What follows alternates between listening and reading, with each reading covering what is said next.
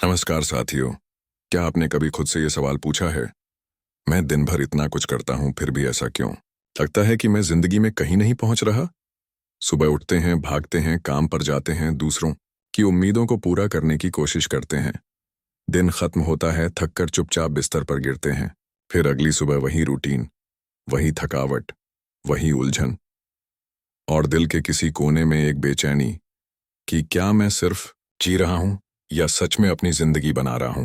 ज्यादातर लोग इसी उलझन में जीते हैं और यही सबसे बड़ी ट्रेजेडी है कि हम सबको एक जिंदगी मिली है, लेकिन हम में से बहुत कम लोग उसे पूरी तरह जी पाते हैं।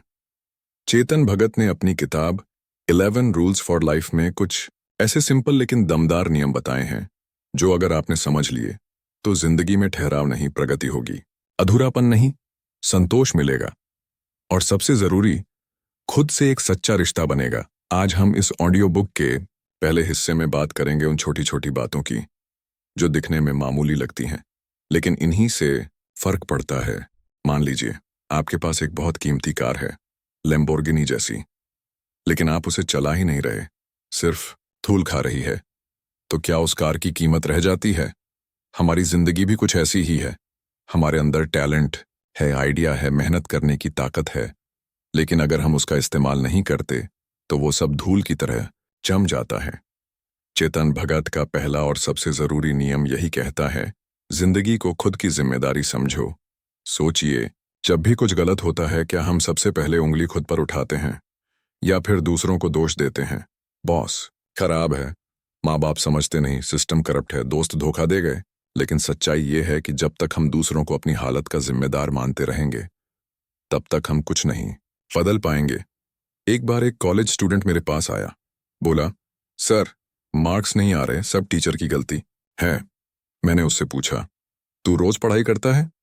उसने कहा, नहीं सर, पढ़ाई का मन नहीं करता। मैंने मुस्कुराकर कहा, तो गलती किसकी है? वो चुप हो गया, क्योंकि एक सच यही है, जब तक आप जिंदगी की ड्राइविंग सीट पर नहीं बैठेंगे तब तक कोई और आपका एक्सीडेंट करता रहेगा। अब आप सोच रहे होंगे, ठीक है मैं जिम्मेदारी ले लूं, पर शुरू कहां से करूं? शुरू कीजिए छोटे डिसीजन से। सुबह उठने का टाइम, मोबाइल कितना यूज करना है, दिन का पहला घंटा कैसे बिताना है, किससे मिलना है, किससे नहीं। इन सब पर अगर आपका कंट्रोल है तो आप रास्ते पर हैं। हर बार जब आप कोई डिसीजन लेते हैं तो दो रास्ते होते हैं, एक आसान, एक सही। आसान वो होता है जो आपको शीघ्र आराम देता है लेकिन आगे चलकर पछतावा। सही वो होता है जो शीघ्र थोड़ा कठिन लगता है लेकिन आगे चलकर आपको मजबूत बनाता है। आपको किस राह पर चलना है, ये चॉइस रोज आपके हाथ में होती है। अब एक बात और समझिए, जिम्मेदारी लेना मतलब ये नहीं कि आप पर सारा बोझ आ जाए। इसका मतलब है कि आप ये मान लें कि आपकी खुशी, आपकी प्रगति, आपकी हालत, ये सब आपके फैसलों का नतीजा है और अगर आप चाहें तो इन्हें बदल सकते हैं। रियल लाइफ में देखिए, चेतन भगत खुद एक आईआईएम अहमदाबाद ग्रेजुएट थे, टॉप जॉब थी, सेटल लाइफ थी, लेकिन उन्होंने अपनी पैशन को चुना, राइटिंग को, और जब वो शुरुआत कर रहे थे तो बहुत लोगों ने मजाक उड़ाया। इंजीनियर किताबें लिख रहा है, लेकिन उन्होंने जिम्मेदारी ली अपने सपने की। आज वो भारत के सबसे ज्यादा पढ़े जाने वाले लेखक हैं। ये सब इसलिए हुआ क्योंकि उन्होंने अपने आप को विक्टिम नहीं, क्रिएटर माना। आप भी अपनी कहानी खुद लिख सकते हैं, पर उसके लिए पहला कदम है अपने हालात की जिम्मेदारी लेना। तो आज इस ऑडियो बुक के इस पहले हिस्से में मैं आपसे एक सवाल पूछना चाहता हूं, क्या आप अपनी जिंदगी की ड्राइविंग सीट पर बैठने को तैयार हैं? क्या आप वो इंसान बनना चाहते हैं जो बहाने नहीं समाधान ढूंढता है? अगर हां तो यहीं से शुरुआत करें। आज से, अभी से आगे के हिस्सों में हम बात करेंगे और भी गहराई से, सफलता, डिसिप्लिन, रिश्ते, करियर और उस मानसिकता की जो आपको भीड़ से अलग बनाती है। तो बने रहिए, क्योंकि ये सिर्फ एक ऑडियो बुक नहीं, ये एक यात्रा है खुद से खुद तक। अब जब हमने पहले हिस्से में ये समझ लिया कि अपनी जिंदगी की जिम्मेदारी लेना क्यों जरूरी है, तो अगला कदम है अपने दिमाग की सफाई। जी हाँ, जैसे हम रोज अपने शरीर को नहाकर साफ करते हैं, क्या कभी आपने सोचा है कि आपके दिमाग में कितनी गंदगी भर चुकी है? शक, डर, कंपैरिजन, दूसरों की एक्सपेक्टेशंस, गिल्ट, फेलियर की यादें, ये सब आपके दिमाग को जाम कर देते हैं। और जब दिमाग क्लियर नहीं होता, तो सोचने की ताकत, फैसले लेने की क्षमता और आत्मविश्वास सब धीरे धीरे खत्म होने लगता है। चेतन भगत कहते हैं, दूसरा नियम है, अपने दिमाग को रोज रीसेट करो। अब सोचिए, जब मोबाइल में बहुत सारे बैकग्राउंड ऐप्स खुले होते हैं, तो क्या होता है? वो हैंग करने लगता है, बैटरी खत्म हो जाती है। उसी तरह जब हमारे दिमाग में 10 तरह के बेकार विचार चलते रहते हैं, तो हमारी एनर्जी खत्म हो जाती है। कभी गौर किया है, आप एक काम में मन लगाकर लगे होते हैं और अचानक कोई सोशल मीडिया नोटिफिकेशन आता है, किसी दोस्त ने नया ट्रैवल वीडियो डाला, किसी ने एंगेजमेंट की फोटो डाली, और आप सोचने लगते हैं, मैं क्या कर रहा हूं अपनी लाइफ में। आपकी सोच भटक जाती है, आपका फोकस चला जाता है। ये कंपैरिजन का जहर है, और इसका एंटीडोट सिर्फ एक है, माइंड रीसेट। अब सवाल उठता है, दिमाग को रीसेट कैसे किया जाए? सबसे पहला तरीका है साइलेंस का अभ्यास। हर दिन 10-15 मिनट खुद के साथ चुप रहिए। मोबाइल बंद, म्यूजिक बंद, सिर्फ आप और आपकी सांसें। अपनी सोच को सुनिए, उसे दिशा दीजिए। ये मेडिटेशन नहीं है, ये खुद से मुलाकात है। दूसरा तरीका, डिजिटल डिटॉक्स। दिन भर में एक ऐसा टाइम ब्लॉक बनाइए जब आप कोई स्क्रीन नहीं छुएंगे, कोई फोन नहीं, कोई लैपटॉप नहीं। शुरू में मुश्किल लगेगा क्योंकि हम सब स्क्रीन के आदी हो चुके हैं, लेकिन धीरे धीरे आपका दिमाग खुलने लगेगा। तीसरा तरीका, नेगेटिविटी को पहचानो और बाहर निकालो। कभी कभी हम सोचते हैं कि दुनिया खराब है, लेकिन असल में वो हमारी सोच का रिफ्लेक्शन होता है। अगर आप हमेशा डरते रहते हैं कि आप फेल हो जाएंगे, तो आप कोशिश ही नहीं करेंगे, और अगर आप कोशिश नहीं करेंगे तो आप कभी सफल नहीं होंगे। तो जो डर है उसे सामने लाओ और धीरे धीरे उसका सामना करो। चेतन भगत की खुद की जिंदगी का उदाहरण देखिए। जब उन्होंने अपनी पहली किताब 5 पॉइंट समवन लिखी, तो न जाने कितने लोगों ने उन्हें कहा, ये कौन पढ़ेगा? इंडिया में लोग तो सीरियस किताबें पढ़ते हैं, लेकिन उन्होंने अपनी सोच को क्लियर रखा। उन्हें पता था कि इंडिया के यंगस्टर्स को कोई ऐसा चाहिए जो उनकी भाषा में बात करे, जो रिलेटेबल हो, और यही क्लियर सोच उनकी सबसे बड़ी ताकत बन गई। इसलिए याद रखिए, अगर दिमाग साफ होगा तभी जिंदगी का रास्ता साफ दिखेगा। अब मैं आपको एक छोटा लेकिन शक्तिशाली अभ्यास देना चाहता हूं। हर रात सोने से पहले अपने आप से ये 3 सवाल पूछिए। आज मैंने किस चीज के लिए सबसे ज्यादा चिंता की? क्या वो चिंता वाकई जरूरी थी? क्या मैं कल उसे बदल सकता हूं? ये छोटे सवाल आपके दिमाग को साफ करने में मदद करेंगे। आपको ये एहसास दिलाएंगे कि बहुत सी चीजें बस आपकी सोच का हिस्सा हैं, हकीकत नहीं। अब एक और चीज समझिए, हर दिन का एक क्लीन स्लेट की तरह होना चाहिए। जैसे स्कूल में टीचर हर क्लास की शुरुआत ब्लैक बोर्ड साफ करके करती है, वैसे ही आपको भी हर सुबह अपने मन के बोर्ड को साफ करना है। न कल की गलती याद रखो, न कल की जीत का घमंड। आज को सिर्फ आज की तरह देखो, तभी आप पूरे फोकस और पावर के साथ आगे बढ़ पाओगे। और अगर आप ये सोच रहे हैं कि क्या वाकई इतना फर्क पड़ेगा सिर्फ सोच बदलने से, तो याद रखिए, आप वही बनते हैं जो आप बार बार सोचते हैं। अगर आप खुद को कमजोर समझते हैं, तो आप कभी ताकतवर फैसले नहीं ले पाएंगे। अगर आप खुद को एवरेज मानते हैं, तो आप कभी एक्स्ट्रॉर्डिनरी नहीं बन पाएंगे। तो इस हिस्से का सार ये है, माइंडसेट ही मास्टर की है, और उस की को हर रोज साफ रखना आपकी जिम्मेदारी है। तो अब मैं आपसे ये पूछता हूं, क्या आप तैयार हैं अपने दिमाग की सफाई के लिए? क्या आप हर सुबह खुद से मुलाकात करने का साहस रखते हैं?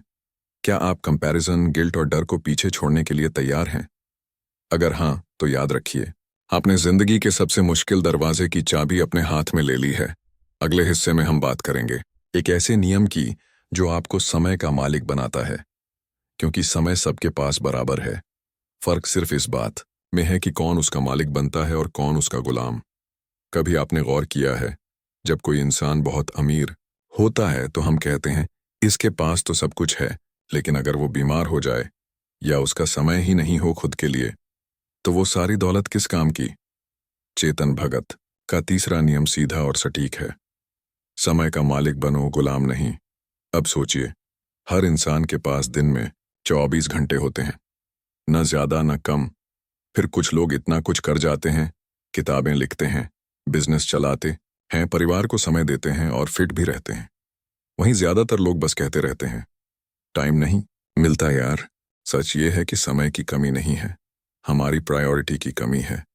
एक बार एक इंजीनियर मुझसे मिला, बोला, सर मुझे भी कुछ बड़ा करना है लेकिन मेरी नौकरी 9 से 6 है, फिर ट्रैफिक, फिर थकान, टाइम ही नहीं बचता।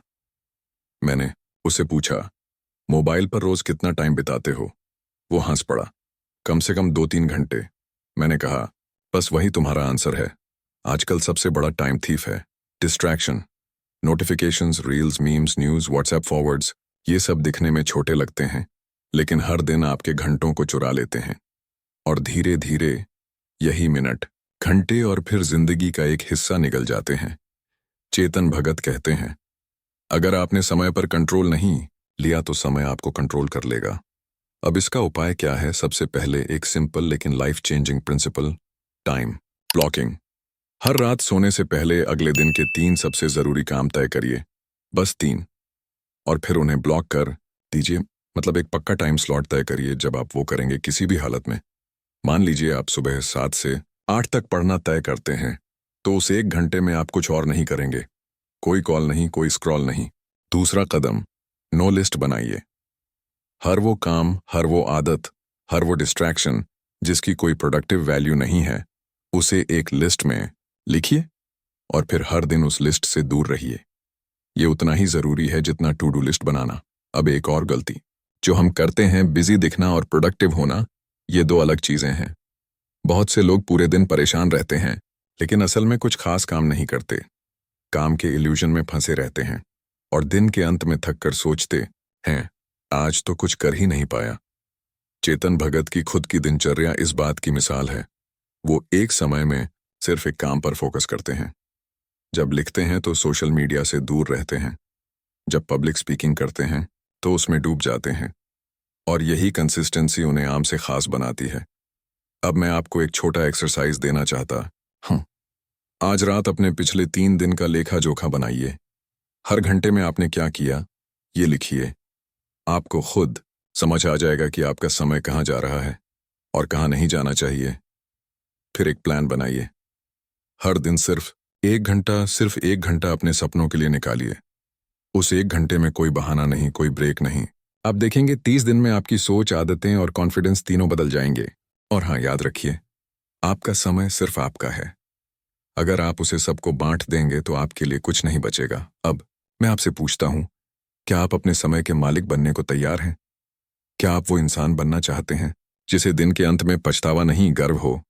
क्या आप अपने हर दिन को इंटेंशनल, फोकस्ड और पावरफुल बनाना चाहते हैं? अगर हाँ, तो आज से ही टाइम ब्लॉकिंग शुरू करें। नो लिस्ट लिखें और डिस्ट्रैक्शंस को पहचान कर उनसे दूरी बनाना सीखें।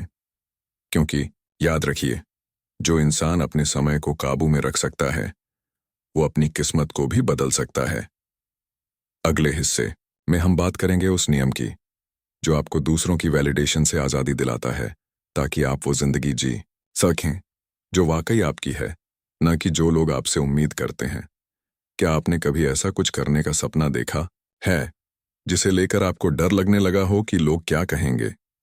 किसी नए करियर की ओर कदम बढ़ाना, अपने पैशन को फॉलो करना, कोई अलग सोच अपनाना, पर फिर एक ही वाक्य बार बार दिमाग में गूंजता है, लोग क्या सोचेंगे? चेतन भगत के चौथे नियम में यही सबसे बड़ा संदेश है। वैलिडेशन की गुलामी से मुक्त हो जाओ।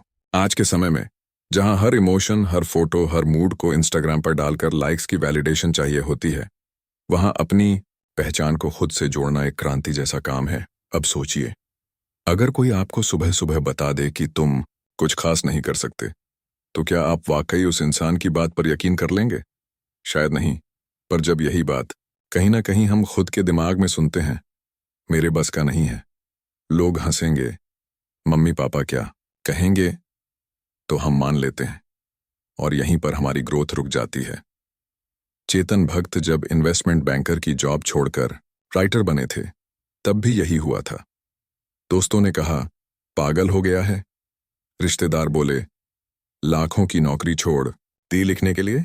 लेकिन उन्होंने वैलिडेशन नहीं मांगी, उन्होंने अपनी इंस्टिंक्ट को फॉलो किया। और यही फर्क लाता है भीड़ से निकलकर अपनी राह पर चलने का साहस। अब आप सोचिए, क्या आपकी जिंदगी के फैसले वाकई आपके हैं, या आप अब तक बस दूसरों को खुश करने की दौड़ में दौड़ते रहे हैं? इंडियन सोसाइटी में वैलिडेशन बहुत सटल तरीके से दी जाती है।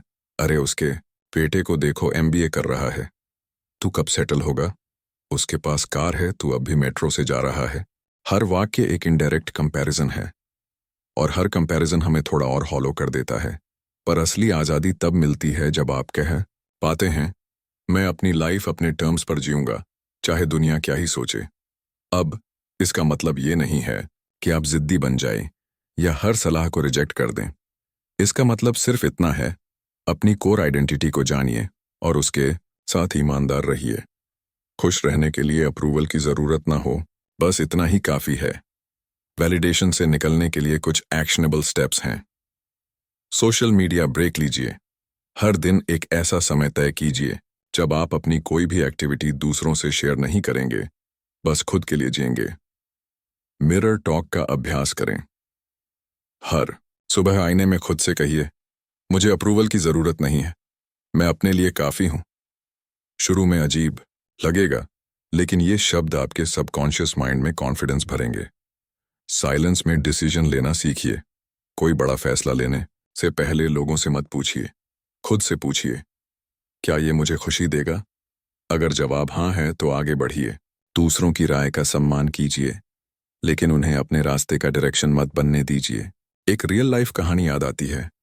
एक लड़की थी, छोटे शहर से, जिसने थिएटर में करियर बनाने का सपना देखा। परिवार ने कहा, एक्टिंग, कोई काम धंधा नहीं मिला क्या? लेकिन उसने सुना अपने दिल की, और आज वो एक सक्सेसफुल इंडिपेंडेंट फिल्म मेकर है। उसने समझा कि सोसाइटी को इम्प्रेस करना एक बॉटमलेस पिट है। आप कितना भी कर लें, लोगों को कुछ ना कुछ कहने को मिलेगा ही। आपको भी समझना होगा, लोगों की सोच बदलती रहती है, लेकिन आपका सपना, आपकी पहचान परमानेंट हो सकती है, अगर आप खुद को खोने न दें। और एक बात और, जो लोग खुद से खुश नहीं होते, वही सबसे ज्यादा दूसरों की जिंदगी में झांकते हैं। तो जब अगली बार कोई आपको जज करे तो बस मुस्कुराकर सोचिए, शायद उन्हें खुद की जिंदगी में कुछ मिसिंग लग रहा है। आप अपना रास्ता चलिए। तो अब मैं आपसे पूछता क्या आप खुद को दूसरों की अप्रूवल से आज़ाद कर सकते हैं? क्या आप वो इंसान बन सकते हैं जो खुद के अपलॉज से खुश होता है, ना कि सिर्फ लाइक्स और व्यूज से? अगर हाँ, तो आज से ही एक छोटा फैसला लीजिए। अपने लिए कोई एक ऐसा काम कीजिए जो सिर्फ आपको अच्छा लगे, ना कि लोगों को दिखाने के लिए। शुरुआत छोटी हो सकती है, लेकिन असर गहरा होगा। अगले हिस्से में हम बात करेंगे उस नियम की जो आपको फेलियर को नए नजरिए से देखना सिखाता है, क्योंकि हार को अपनाना ही असली जीत की पहली सीढ़ी है। अब जरा खुद से एक सवाल पूछिए, आपने अपनी जिंदगी में अब तक कौन सा काम सिर्फ इसलिए नहीं किया क्योंकि आपको डर था कि आप फेल हो सकते हैं? सोचिए, क्या आपने कभी किसी ऑडिशन में जाने से पहले ही छोड़ दिया? किसी इंटरव्यू में अप्लाई नहीं किया? किसी आइडिया को अपने तक ही सीमित रखा, सिर्फ इसलिए कि कहीं कुछ गलत ना हो जाए? तो सुनिए, चेतन भगत के मुताबिक जिंदगी का 5वां नियम बहुत ही साफ है। फेलियर को स्वीकार करो, भागो मत। हमारे समाज में फेल होना एक शर्म की बात बना दी गई है। बचपन से ही हम सीखते हैं, टॉपर बनो, गलतियां मत करो, फेल हो गए तो लोग क्या कहेंगे। लेकिन कोई ये नहीं सिखाता कि फेल होना भी एक अनुभव है, एक शिक्षक है, एक गाइड है। चेतन भगत खुद आईआईटी एंट्रेंस एग्जाम में पहले अटेम्प्ट में सिलेक्शन नहीं पा सके थे। सोचिए, वो लड़का जो आज इंडिया का सबसे पढ़ जाने वाला लेखक है, वो एक समय पर खुद से ही हार गया था, लेकिन उसने रुकने के बजाय फिर से तैयारी की, और ये दोबारा उठने की हिम्मत ही उसे आगे ले गई। अब सवाल ये है, हम फेल क्यों नहीं होना चाहते? क्योंकि फेलियर को हम रिजेक्शन मानते हैं, पर असल में फेल होना एक सिग्नल है कि आप प्रयास कर रहे हैं। फेलियर ये कहता है, तुम कंफर्ट जोन से बाहर आए हो, और ग्रोथ हमेशा कंफर्ट जोन से बाहर ही होती है। मैं आपको एक सिंपल मेटाफोर देता। जब एक बच्चा चलना सीखता है तो वो गिरता है, बार बार गिरता है, लेकिन क्या वो रोकर बैठ जाता है कि नहीं, अब मैं कभी नहीं चलूंगा? नहीं, वो फिर से उठता है, क्योंकि वो हार मानना नहीं जानता। पर जैसे जैसे हम बड़े होते हैं, हम गिरने से डरने लगते हैं। और डरते डरते रुक जाते हैं। अब आपको ये समझना होगा मेरे फेलियर कोई ऑपोजिट नहीं है सक्सेस का। फेलियर सक्सेस का हिस्सा है। हर सफल इंसान की कहानी में दर्जनों बार की नाकामियां होती हैं, बस हमें दिखाई नहीं देती। माइकल जॉर्डन को ही लीजिए। वो कहते हैं, मैं अपने करियर में 9,000 से ज्यादा शॉट मिस कर चुका। 300 से ज्यादा गेम हार चुका हूं। 26 बार मुझ पर भरोसा किया गया कि मैं जीत दिलाऊंगा और मैंने वो शॉट मिस कर दिया। मैं बार बार फेल हुआ और यही मेरी सफलता की वजह है। अब सोचिए, जब आप फेल होते हैं तो होता क्या है? आपको रियलिटी का सामना होता है। आपको अपने अंदर की कमजोरी दिखती है और वहीं से असली ट्रांसफॉर्मेशन शुरू होता है। एक रियल लाइफ कहानी। एक लड़का था जिसने 3 बार यूपीएससी एग्जाम में फेल होने के बाद भी हार नहीं मानी। उसने अपनी गलतियां स्वीकार की, सिलेबस नहीं बदला, माइंडसेट बदला और चौथे अटेम्प्ट में AIR 32 लाया। उसका कहना था, फेल होना मेरी सबसे बड़ी ब्लेसिंग थी क्योंकि वहीं से मेरी मैच्योरिटी शुरू हुई। तो अब हम एक्शनेबल बात करते हैं। आप फेलियर से कैसे दोस्ती करें? Post failure reflection. हर बार जब आप किसी चीज में असफल हों, बैठ जाइए और लिखिए, क्यों हुआ ये? कहाँ इंप्रूवमेंट की जरूरत है? अगली बार क्या डिफरेंटली कर सकता हूं? जब तक आप अपनी असफलता को एनालाइज नहीं करेंगे, तब तक आप उससे सीख नहीं पाएंगे। Celebrate effort not just result. अपने आप को इस बात के लिए अप्रिशिएट कीजिए कि आपने ट्राई किया। ज्यादातर लोग तो कोशिश ही नहीं करते। Fail in small things regularly. अपने कंफर्ट जोन को रोज थोड़ा थोड़ा तोड़िए। नई स्किल सीखिए, कुछ अलग करिए जहां फेल होने का रिस्क हो। छोटी छोटी हारें आपको बड़ी जीतों के लिए तैयार करती हैं। और सबसे जरूरी बात, लोग फेलियर को बहुत जल्दी भूल जाते हैं, पर अगर आप फेल होने के डर से कुछ किया ही नहीं तो वो पछतावा हमेशा साथ रहेगा। तो अब मैं आपसे फिर वही सवाल पूछता हूं, क्या आप तैयार हैं फेल होने के लिए? क्या आप इतना साहस रखते हैं कि दुनिया भले कुछ कहे, आप गिरकर फिर उठें, फिर चलें? क्या आप अपने सपनों को सिर्फ इसलिए नहीं छोड़ेंगे क्योंकि रास्ता आसान नहीं है? अगर हाँ, तो आज से एक वादा कीजिए, अब से फेलियर मेरा दुश्मन नहीं, मेरा गुरु होगा। अगले हिस्से में हम बात करेंगे उस नियम की जो बताता है कि आपकी पर्सनल ग्रोथ तभी पूरी होगी जब आप दूसरों को साथ लेकर चलना सीखें, क्योंकि जिंदगी सिर्फ खुद के लिए नहीं होती। अब एक सवाल दिल से पूछिए, क्या आप एक ऐसे इंसान हैं जिससे लोग खुलकर बात कर पाते हैं, जिसके साथ लोग अपने सच बांट सकें? या फिर आप बस अपने गोल्स में इतने खो गए हैं कि आसपास क्या चल रहा है आपको दिखता ही नहीं? चेतन भगत का छठा नियम कहता है, लोगों को साथ लेकर चलना सीखो, ईगो से नहीं, एम्पैथी से। देखिए, कोई भी इंसान चाहे कितना ही टैलेंटेड क्यों ना हो, अगर वो दूसरों से ठीक से पेश नहीं आता तो उसका सफर अधूरा ही रहता है। हमने ऐसे बहुत से लोग देखे होंगे जो अपने काम में तेज होते हैं लेकिन अकेले होते हैं। कड़वे बोल, ताना मारने की आदत, हमेशा खुद को सही मानना, ये सारी चीजें इंसान को रिश्तों से दूर कर देती हैं। चेतन भक्त इस बारे में बहुत सच्चाई से बात करते हैं। वो कहते हैं, आपका IQ कितना भी तेज हो, अगर आपका EQ इमोशनल क्वोशिएंट कमजोर है तो आप जिंदगी में अधूरे रहेंगे। अब सोचिए, जब आप किसी को पहली बार मिलते हैं तो सबसे पहले क्या महसूस करते हैं? उनका ज्ञान या उनका बर्ताव? लोग आपको आपके एटीट्यूड से याद रखते हैं, आपकी डिग्री या वेल्थ से नहीं। अब मैं आपको एक रियल लाइफ स्टोरी सुनाता एक लड़का था जो एक MNC में काम करता था। हर प्रेजेंटेशन में बेस्ट आइडियाज देता था, लेकिन किसी से ढंग से बात नहीं करता था। जब प्रमोशन का टाइम आया तो उसके जूनियर को तरक्की मिल गई। वो हैरान रह गया, मेरे आइडियाज उससे बेहतर थे। पर मैनेजर ने साफ कहा, तुम अकेले काम करते हो, दूसरों को इंस्पायर नहीं करते। हम लीडर ढूंढ रहे हैं, केवल काम करने वाली मशीन नहीं। ये कहानी हमें याद दिलाती है कि जिंदगी एक सोलो रेस नहीं है, ये एक मैराथन है जिसमें दूसरों की ब्रेथ भी सिंक में रखनी पड़ती है। अब एम्पैथी क्या होती है? एम्पैथी का मतलब है किसी के दर्द को महसूस करना बिना जज किए, किसी की कहानी को सुनना बिना कंपैरिजन के। एम्पैथी मतलब सिर्फ सुनना नहीं, समझना। और अगर आप वाकई आगे बढ़ना चाहते हैं तो सीखिए कि लोगों के साथ जुड़ना एक स्किल नहीं, एक शक्ति है। अब एक्शनेबल बातें करें, एक्टिव लिसनिंग का अभ्यास करें। जब कोई बात करे तो सिर्फ सुनिए नहीं, समझिए। बीच में मत टोकिए, अपने विचार मत थोपिए। कई बार साइलेंस भी बहुत कुछ कह देता है। अप्रिशिएट करना सीखिए, छोटे एफर्ट्स की तारीफ कीजिए, चाहे कोई जूनियर हो या कॉलीग। एक गुड जॉब उनकी मोटिवेशन दोगुनी कर सकता है। माफ करना सीखिए, लोग गलतियां करेंगे, आप भी करते हैं। हर छोटी बात को दिल पर लेना आपको टॉक्सिक बना सकता है। ग्रोथ तब होती है जब आप सीखते हैं कि कौन सी चीज को जाने देना है। चेतन भगत ने एक इंटरव्यू में कहा था, मैंने रिलेशनशिप से सीखा कि लोग आपको तब नहीं छोड़ते जब आप फेल होते हैं, लोग आपको तब छोड़ते हैं जब आप एरोगेंट हो जाते हैं। ये लाइन गहरी है और सच्ची भी। अब सोचिए, जब आप सक्सेस की ऊंचाई पर होंगे तब भी आपको लोग चाहिए होंगे, दोस्त, साथी, परिवार। आपके साथ तब वही होंगे जिनसे आपने पहले इंसानियत दिखाई थी। तो आज खुद से पूछिए, क्या मैं अपने आसपास के लोगों को वैल्यू देता हूं? क्या मैं केवल काम करवाने में यकीन रखता हूं या कनेक्शन बनाने में भी? क्या मैं उस तरह का इंसान हूं जिससे लोग बात करने में कंफर्टेबल महसूस करते हैं? अगर नहीं तो शुरुआत कीजिए एम्पैथी से। हर इंसान की जिंदगी में कोई ना कोई जंग चल रही होती है।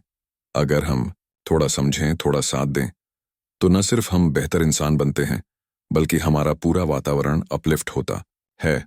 और याद रखिए, सक्सेस तब अधूरी होती है जब उसे सेलिब्रेट करने वाला कोई न हो। अगले हिस्से में हम उस नियम की बात करेंगे जो आपकी क्रिएटिविटी को अनलॉक करता है, जो बताता है कि असली जीनियस वो नहीं जो सब जानता हो, बल्कि वो है जो रोज कुछ नया जानने की प्यास रखता है। तो अब एक सीधा सवाल, आपने अपनी जिंदगी का ब्रेक कहाँ खींच रखा है? कौन सी सोच, कौन सी आदत, कौन सी धारणा आपको रोक रही है? चेतन भगत के अनुसार, जब तक आप खुद को अपडेट नहीं करेंगे, आप स्लो होते जाएंगे और दुनिया आपको पीछे छोड़ देगी। आज की दुनिया में वही इंसान सरवाइव करता है जो सीखना नहीं छोड़ता। इसलिए उनका 7वां और सबसे इंपॉर्टेंट रूल है, क्रिएटिविटी और लर्निंग को जिंदगी भर का दोस्त बना लो। सोचिए, जब आप छोटे थे तो क्यूरियोसिटी बहुत ज्यादा थी। हर चीज को छूना, देखना, जानना, समझना, सब कुछ एक्सप्लोर करना चाहते थे। लेकिन जैसे जैसे हम बड़े होते हैं, हम सिर्फ सिलेबस में कैद हो जाते हैं। फिर सिलेबस खत्म होता है और हम जॉब, ईएमआई, रिस्पॉन्सिबिलिटीज में कैद हो जाते हैं और धीरे धीरे हमारी क्यूरियोसिटी मर जाती है। चेतन भगत बताते हैं, क्रिएटिव बनना मतलब आर्टिस्ट बनना नहीं होता। क्रिएटिव बनना मतलब है हर चीज को नए नजरिए से देखना सीखना। हर सफल व्यक्ति, चाहे वो इलॉन मस्क हो या AR रहमान, उनमें एक कॉमन ट्रेट है, वो कभी सीखना बंद नहीं करते। अब रियल लाइफ एग्जाम्पल लीजिए। चेतन भगत ने जब राइटिंग शुरू की थी तो उन्हें पता था कि उन्हें क्रिटिक्स का सामना करना पड़ेगा। उनका पहला नॉवल 5 पॉइंट समवन सुपरहिट हुआ, लेकिन क्रिटिक्स ने उसे टू सिंपल कहा। क्या उन्होंने रुकना चुना? नहीं, उन्होंने अपनी राइटिंग को और अप्रोचेबल बनाया। उन्होंने फिक्शन के साथ मोटिवेशनल स्पीकिंग, यूट्यूब वीडियोस और कॉलम्स भी लिखे। वो कंटिन्यूअसली इवॉल्व होते रहे। यही असली सफलता है, खुद को बार बार रीइन्वेंट करना। अब आप सोचिए, आपके अंदर कौन सी स्किल छुपी है जो आज तक डॉर्मेंट है? क्या आप फोटोग्राफी सीखना चाहते थे या गिटार? क्या आपको कोडिंग में इंटरेस्ट था या कोई किताब लिखना चाहते थे, पर हमेशा टाइम, पैसा, उम्र या सोसाइटी का बहाना बना लिया? तो सुनिए, अगर आप हर दिन 30 मिनट भी खुद को नए ढंग से एक्सप्लोर करें, तो 1 साल में आप वो इंसान बन सकते हैं जिसकी आपने कभी कल्पना की थी। अब बात करते हैं एक्शनेबल स्टेप्स की। कैसे बनाएं लर्निंग और क्रिएटिविटी को लाइफस्टाइल का हिस्सा। एवरीडे लर्नर बनिए, हर दिन कुछ नया जानिए। एक पॉडकास्ट सुनिए, किताब पढ़िए, कोई नया स्किल सीखिए। लर्निंग कोई प्रोजेक्ट नहीं है, ये ब्रीथिंग की तरह है। जब तक चलती रहेगी आप ग्रो करते रहेंगे। क्रिएटिव डिस्कम्फर्ट अपनाइए, कभी कभी बोरिंग टास्क को नए तरीके से करने की कोशिश कीजिए। जैसे काम करते वक्त संगीत का जॉनर बदलना, अपने आइडियाज को स्केच करना या प्रेजेंटेशन को स्टोरी टेलिंग के रूप में देना। क्रिएटिविटी तब उभरती है जब आप रूटीन को तोड़ते हैं। एक क्रिएशन हैबिट बनाइए, हर हफ्ते कुछ क्रिएट कीजिए, चाहे वो एक पोएम हो, वीडियो हो, रेसिपी हो या कोई आर्टिकल। क्रिएशन से सेल्फ वर्थ बनती है, क्योंकि आप सिर्फ कंज्यूम नहीं कर रहे, आप कंट्रीब्यूट भी कर रहे हैं। और सबसे बड़ी बात, क्रिएटिविटी आपको आइडेंटिटी देती है, लर्निंग आपको डायरेक्शन देती है, और इन दोनों से मिलती है आपको वो क्लैरिटी जो आज की भागती दुनिया में सबसे रेयर है। अब जब आप इस ऑडियो बुक के इस अंतिम हिस्से पर आए हैं, मैं चाहता हूं आप कुछ और याद रखें। इन 11 नियमों को सिर्फ सुनना काफी नहीं है, उन्हें जीना पड़ेगा। हर दिन थोड़ा थोड़ा इम्प्लीमेंट करना पड़ेगा। हर सुबह खुद को याद दिलाना पड़ेगा कि मैं एवरेज नहीं हूं, मैं अपने रूल्स खुद बनाता। हाँ, और अगर कभी थक जाए तो एक वाक्य याद रखिए, ताकतवर वो नहीं जो कभी न गिरे, ताकतवर वो है जो गिरकर फिर उठे और मुस्कुराकर कहे, अगली बार और बेहतर करूंगा। अब वक्त है खुद से एक वादा करने का। वादा कीजिए, आप खुद के सबसे बड़े सपोर्टर बनेंगे। आप लोगों की वैलिडेशन से ऊपर उठेंगे। आप फेल होने से नहीं डरेंगे। आप दूसरों को सम्मान देंगे और आप हर दिन खुद को एक नया वर्जन देंगे, क्योंकि आखिर में ये 11 रूल्स सिर्फ एक किताब के चैप्टर्स नहीं हैं, ये आपके जीवन के नए फाउंडेशन बन सकते हैं।